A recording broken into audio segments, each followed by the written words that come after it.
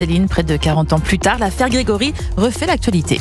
Oui, c'était le 16 octobre 85. Le corps entravé du petit Grégory était retrouvé dans la Vologne.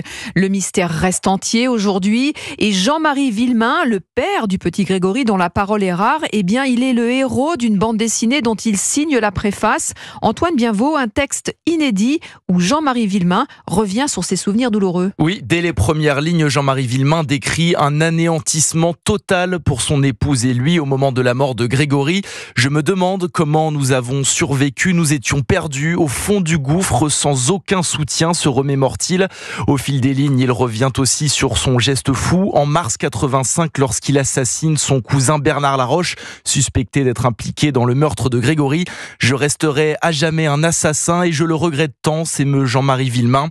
Aujourd'hui apaisé mais pas endurci selon ses mots, l'homme de 66 ans déplore aussi aujourd'hui et à l'époque l'attitude, je cite, de policiers, de magistrats ou de journalistes qui s'expriment sans scrupule ni honte et en profitent pour dire n'importe quoi.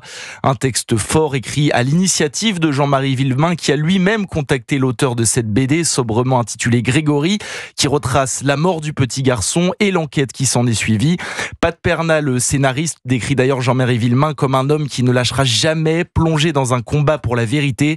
Une vérité qui reste encore inconnue 40 ans plus tard, mais il faut le rappeler, l'enquête, elle, est encore ouverte. Merci Antoine Bienvaux pour Europe 1 et c'était bien le 16 octobre 84. On va fêter donc les 40 ans de ce qui reste le plus grand fait divers de France.